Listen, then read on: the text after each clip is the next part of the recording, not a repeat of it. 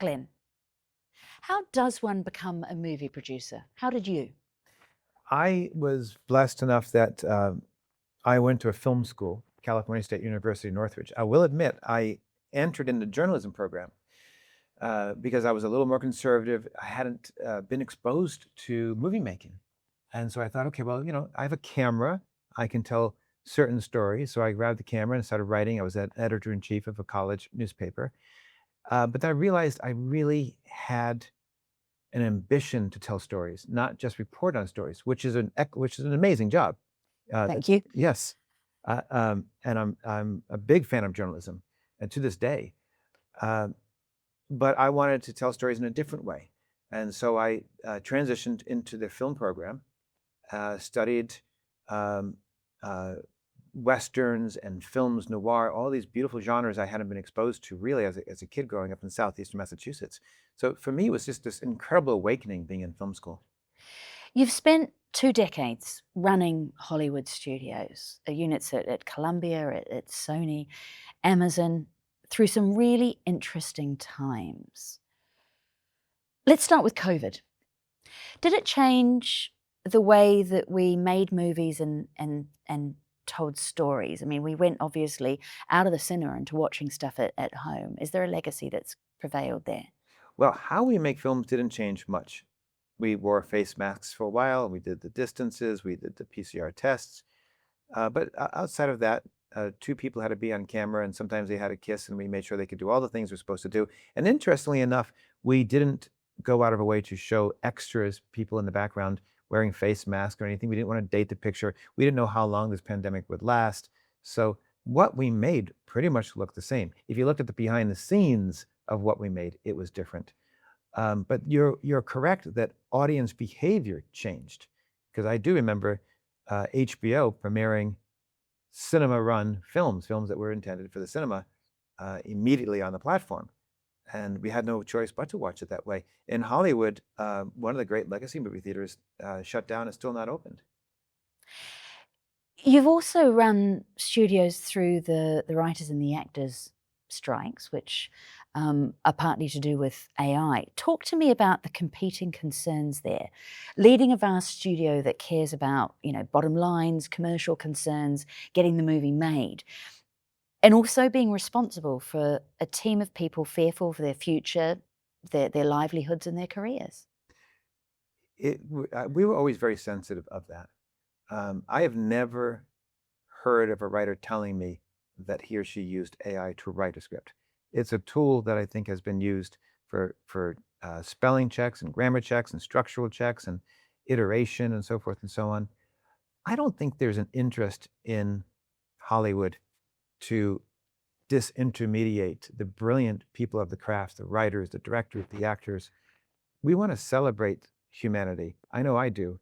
But there was misunderstanding at that time. I believe that Screen Actors Guild was fearful of AI actors coming from the studios, and AI and Writers Guild were fearful of certain things.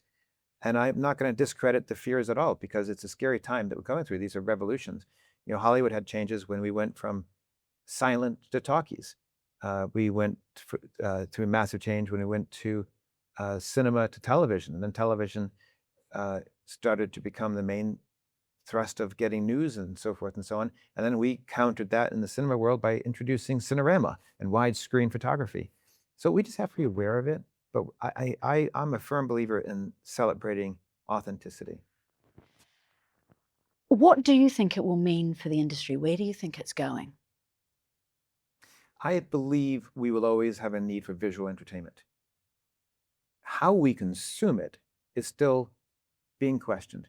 Right now, if you look at the 2026 box office, you could say, okay, well, we're far enough away from COVID. That's not impacting us. We're far away enough from the strikes. That's not impacting us to the best of our knowledge. So let's take a look at what the box office looks like in 2026. And what does the box office look like in 2026? Well, last year we were just shy of $10 billion in the United States domestic box office. When COVID hit, it dropped down to 2.5. Before COVID, it was about 10 to $11 billion. I've heard friends telling me that the prediction is that in the United States, it'll be $11 billion. That's pretty healthy.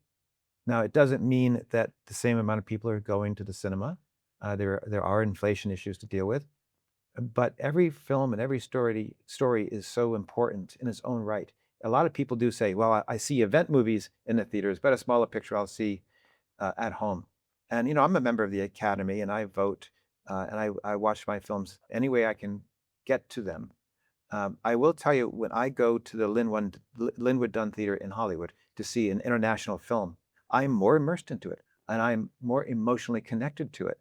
Um, there is an emotionality you get when you're more enraptured in the vision. And what I worry about actually today is with younger people saying they saw a film, but they just watched highlights. That's intellectually understanding a film, but we have to emotionally empathize with a film. In Hollywood, we sell emotion. And I don't want to see that emotion deteriorate because somebody's skimming through something. So how do you counteract that? How do you counteract the way that people have, we're told, shorter attention spans on smaller screens, fragmented multitasking? What does Hollywood do about that? I think we have to be aware of it.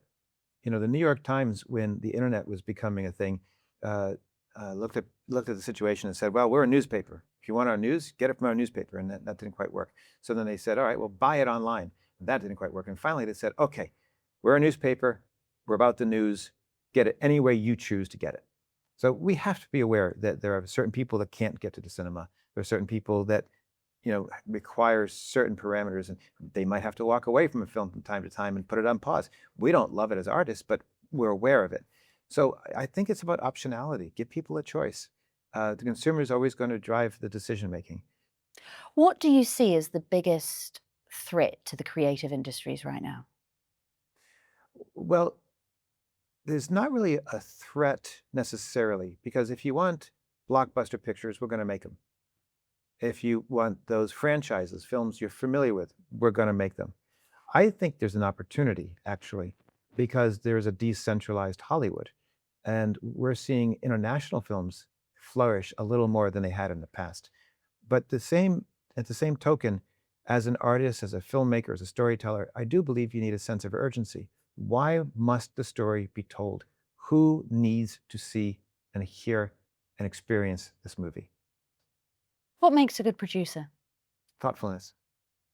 What makes you a good producer? I like to think I'm thoughtful. Why do you think you've had the career you have had?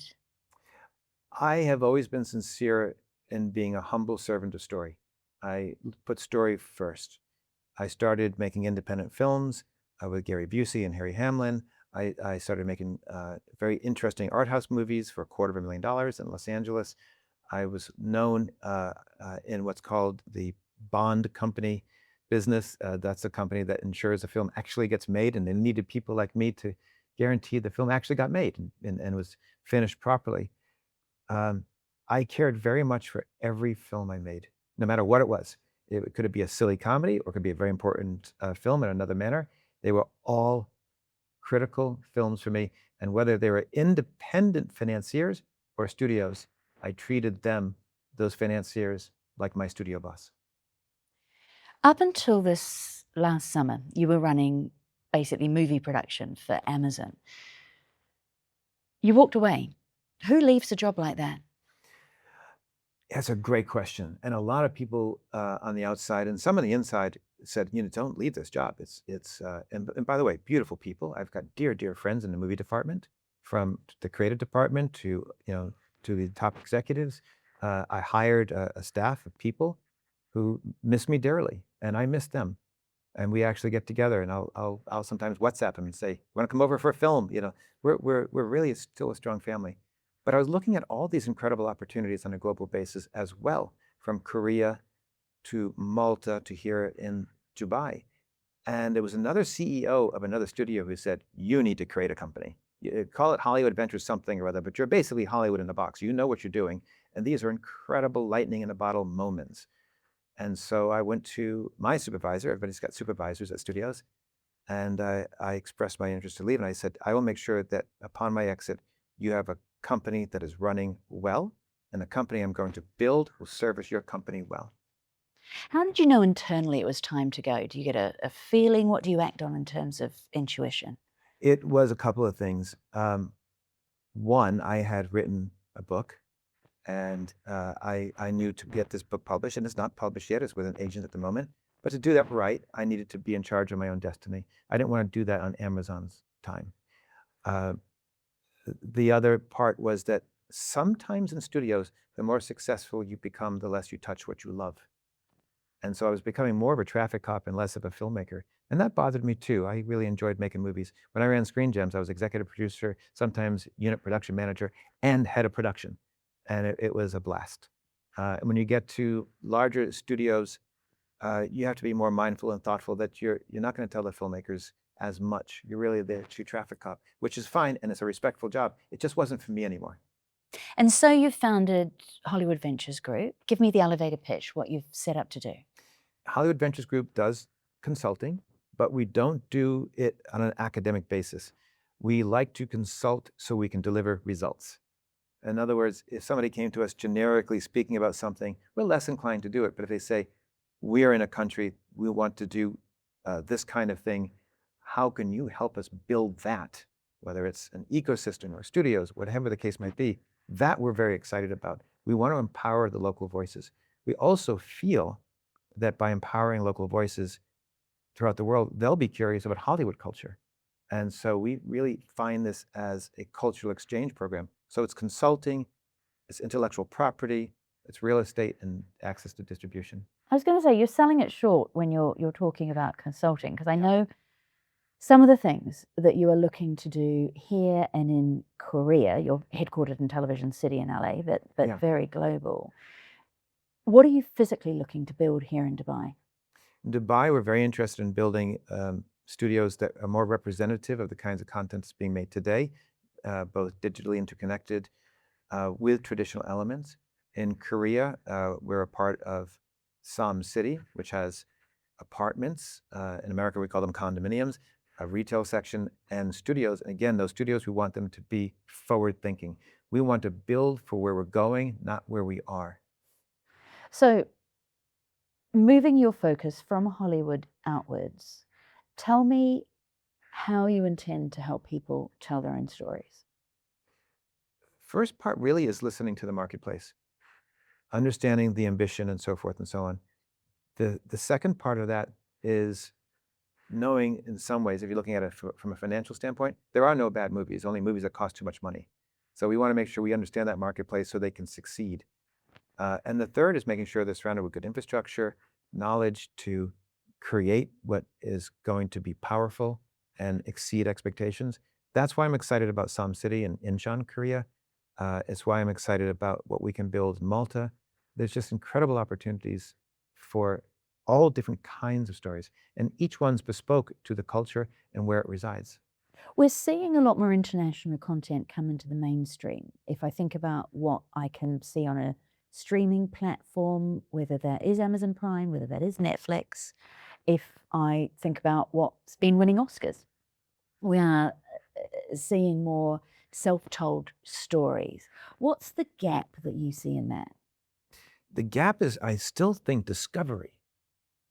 You know, it bothers me that there's so many incredible films. When I invite people to my home and we watch it in our little screening room at home, um, I notice how much they fall in love with a film they had never heard of before. And then I look at them and ask, how do I find you? Because you clearly love this movie. This had an impact on you, but you had no idea it exists. We've really got to get to our audiences better. We've got to find them individually. It's a mission I'm on. It's a very important mission. If I spoke to you 2 years from now, what would you want to tell me that you had built and done here in the UAE? I would like to see more festivals, more film festivals with Emiratis participating, local voices having their opportunity to be authentic. You know, I remember clearly when I made a picture in Abu Dhabi Which quite a while picture, ago. by the way? It was called Deliver Us from Evil. Jerry Bruckheimer and I produced. Um, it it was the opening sequence was in the Liwa Desert near Qasr al Sarab, and we had some studios there as well. We had a young woman being interviewed because I had some interns. I wanted to have local voices see this Hollywood machine in Abu Dhabi. She was being interviewed, And the journalist asked her, now that you see Hollywood, what would you like to do in Hollywood? What would you like to do with this machine? She said, I wish I could tell the story about what it's like to be a young Emirati woman, because everybody knows the American teenager, but nobody knows me. So I would like to see her voice get heard. Dubai Eye 103.8. Join the conversation.